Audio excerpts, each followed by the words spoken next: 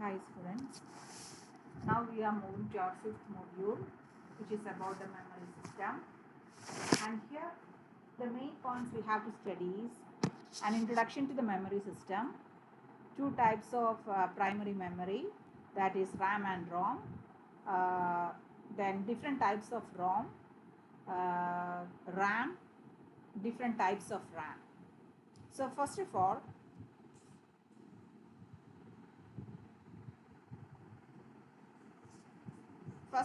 we are going to discuss about the basic memory system.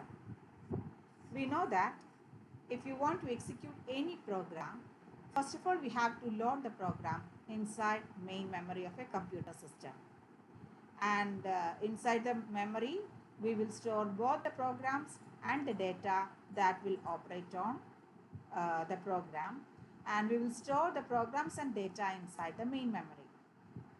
If you want to execute a program, the execution speed completely depends on how fast we can transfer the data between or instruction between the processor and the main memory. That means the execution speed of a computer system depends on the how fast we can transfer the instructions and data which are in the main memory to the processor, or from the processor to the main memory. And if you want to store large programs, in some cases the main program or the program we want to execute will be very huge in size. So in that case, we need a huge memory that is capable of loading the entire program. But that is not the case. An ideal memory should have the three main properties. It should be fast, it should be inexpensive, and it should be large in size. But it is very difficult to meet all these requirements. So this is the basic concepts of a computer. So here the main point is that we can store programs and data inside the main memory of a computer. The execution speed of a program, the execution speed of a computer system depends on the speed at which we can transfer the data and instruction between the processor and main memory. And in some case, if you want to execute a large program, we actually need to store the entire program inside the main memory, so that we need a huge memory in order to store our entire program, the huge program. And a basic things or basic characteristic of an ideal memory are based on the 3 points. The first one is the memory should be fast, the memory should be inexpensive, and it should be large in size, but it is very difficult to meet all the requirements. Then next topic we have to study is how you will define the maximum size of the memory. Actually, suppose that we have 16-bit addresses are there, that is 16 address lines are there, then how many memory locations will be there? We can address 2 raised to 16 address locations will be there. That is equal to 64 kilobytes of memory location. So if you have 16-bit address with you, that is if you have 16, if the address bus contains 16 bits, then how many memory locations will be there? Memory locations means here we can see 0 for this one, that is number of rows. Simply we can say number of rows. How many rows will be there? At each row we can store different words. So if you have 16-bit address are there, how many such addresses are possible? We can make 2 to the power 16. That is equal to 64 kilobyte memory locations will be there. That means that much of data can be stored inside the main memory. And how we will get the 64 kilobyte? We know that 2 to the power 16 we can divide as 16 is equal to 2 to the power 10 plus 2 to the power 6. And what about 2 to the power 10? That is equal to 1 kilobyte. And 2 to the power 6 is 64. So when we add all these values together, we will get 64 kilobyte. And we already studied that most of the computers are byte addressable. Byte addressable means inside the memory we have to assign address to each byte. So I think you remember about this figure, That is two different ways for addressing each byte, each memory location. The first one is called big endian assignment, and the second one is called little endian assignment. So what is the difference between them? If you check the first example, and here we assume that we have 2 to the power, we have k bit addresses are there. That is k bit address lines are there. So how many address locations are there? 0 to 2 to the power k minus 1 locations are there. This example we already discussed in the class. And suppose that one word is equal to 4 byte. That means if you take one row, that is equal to 4 byte. 4 bytes are there. This is the first byte, this is the second byte, this is the third byte, and this is the fourth byte. So now next thing is we're using big endian. How we will assign the addresses? In big endian means the highest address will be to the last byte. That is, this is the least significant byte will have the higher order address. That is, this will have the address 0, starting address 0. The next address will be given to the next one. Next address will be given to this location, this byte, and the last address will be given to this location. So if you take the next byte, next word, the starting big endian. So next smallest address 4, let it be 4. That address is given to this byte. Next address is given to 5th byte. Next higher address is given to 6th byte, and the least significant byte will get the higher order address. That is, among the address, the higher value address is given to the least significant byte. Okay, so that is the big endian style. And what about the little endian style? Little endian style. In the case of little endian style, we are using the reverse of the previous method. That is, here also we are taking the same example. Suppose that one row, that is one, how many columns are there in one row? 4 columns are there. Suppose that each of the column represent 1 byte. So here how you will assign the address? If you want to assign the address, in the case of little endian assignment, the lowest address is given to the least significant byte. The next address is given to the next significant byte. Like that, the higher order address is given to the most significant byte. So that is the case of little endian assignment. So we already studied this example in the second module, I think. That is big endian and little endian. So now we are going to explain how the processor is connected to a memory system. We know that the processor and memory are two important parts of a computer system. And I think you remember the figure. This is it's a basic figure which will show the connection between the processor and the memory. We can see 3 lines here, 3 set of lines here. This represent the bus. We know that the functional units, different functional units communicate with each other using the bus. 3 types of buses are there. The first bus you can see is the address bus. Let it be k bit. Here this is the data bus through which the data transfer between these 2 functional units, and in this example we are taking it as n bit. That is, n wires are there. And this is the control lines which is used to pass the control information like read write, memory function completed. Such control signals are passed between these 2 functional units using the control bus. And here we can see that the number of lines or number of wires in the address bus may be different from that of the data bus. They may not be same. And in our example, we are taking k bit address bus. That means k lines are there that will carry address at the same time. And n data bus means that at a time n bits can be transferred between these 2 functional units. And now we can see that the 2 main registers inside the processor, which is called MAR and MDR, that is mainly used to communicate with the memory system. So what is the use of MAR? If the processor wants to read any memory location, or if it want to access any memory location, the address of that location will be loaded inside the MAR.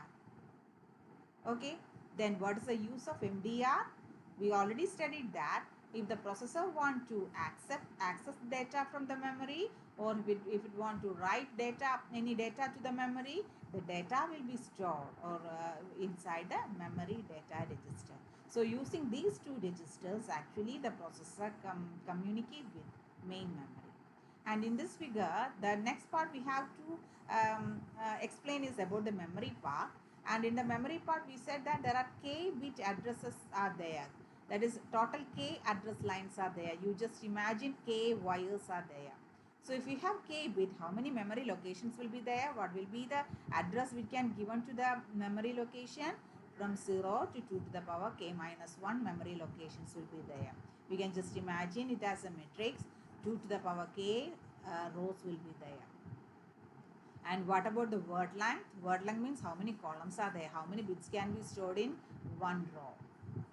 Here we can see that n bits are there, n bits are there. That means at a time we can access n bits, that is n columns are there in each of the row. So word length is equal to n bit. So actually word length depends on the number of wires in the data bus. Here the data bus has n wires are there, so that it can access n bits at the same time, which is called by the term word length. So this is the traditional architecture. And how reading and writing will be performed inside the processor. That is how the reading from the memory will be done, or how writing into the memory will be done by the processor. So which is very simple step. If processor want to perform the read operation, what are the steps?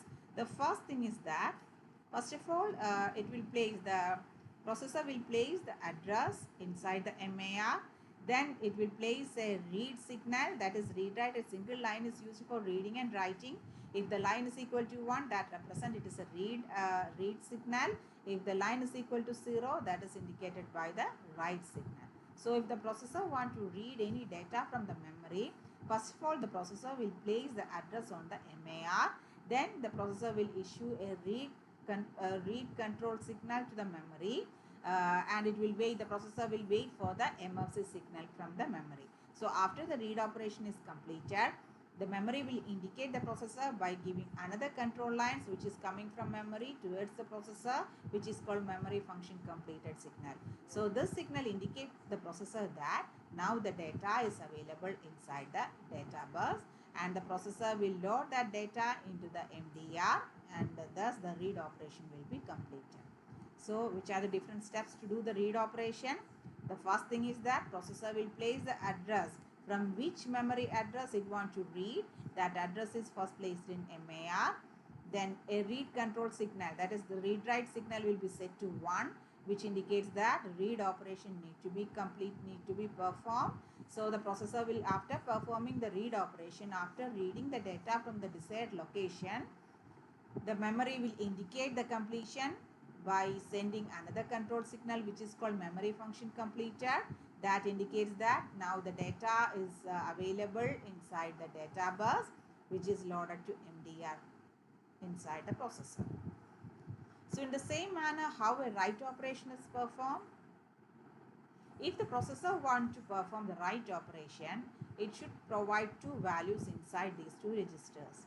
First of all, the address where the data should be recorded or written is loaded inside the memory address register. The data which is to be written is loaded inside the memory data register. Then a write control signal will be issued by the processor. That is the read write signal it is set to 0, which indicate a write operation.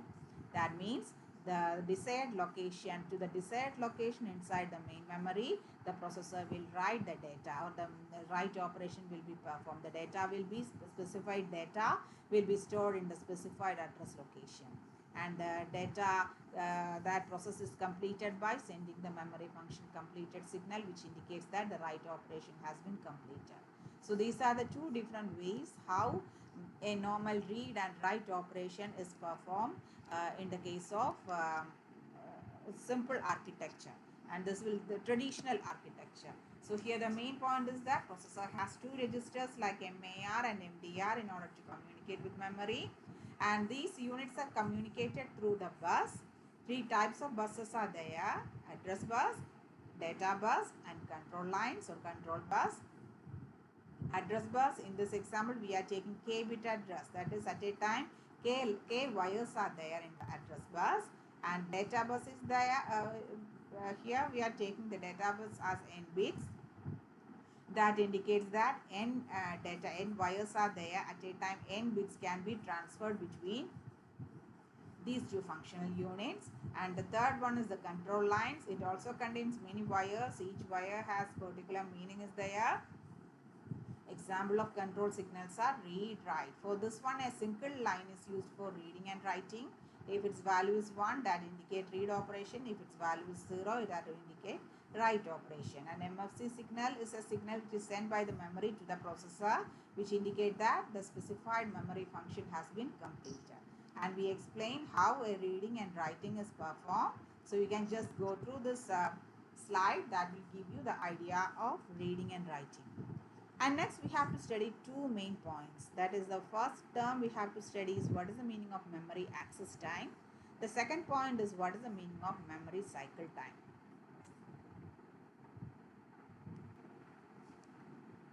Memory access time means that is the amount of memory, the amount of time that is taken in order to access or not to perform an operation.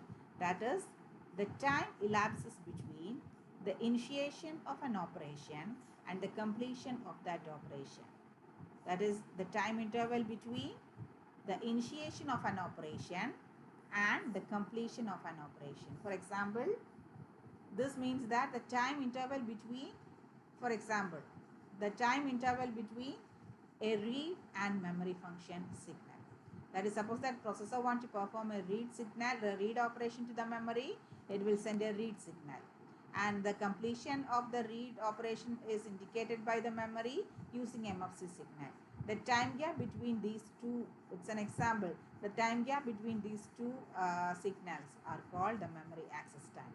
Another example we can take is the time interval between the write and MFC signal. So it's also an example. So that is the meaning. Memory access time is the time interval between the initiation of an operation. In the case of memory, only two operations can be performed. One is reading and the other one is writing. So initiation of any one of that operation and the completion of an operation. The completion is indicated by MFC signal. The next topic is memory cycle time. What is the meaning of memory cycle time? The time interval or the minimum time delay required between the initiation of two successive memory operations. That means the time interval between two successive read operation or two successive write operation is indicated as the memory cycle time. And normally the memory cycle time will be longer than that of the memory access time.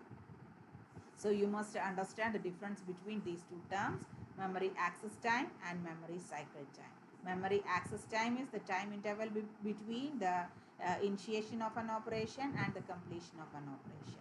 Memory cycle time means that time interval between the minimum time delay between the initiation of two successive memory operations, like two successive read or two successive write or one read and write, like that. Then how can you decrease the memory access time? That is, whenever the processor is making a request to access some memory location to perform any read or write operation, if it want to do it very fast, one method is you can use the cache memory. So we already studied the meaning of cache memory, which is very high speed memory, which is normally placed between the processor and the main memory. So it's one of the way to reduce the memory access time. And suppose that the second point we have to study is, suppose that if you have to execute a program whose size is very larger than that of the main memory. I think you studied in operating system the concept of virtual memory.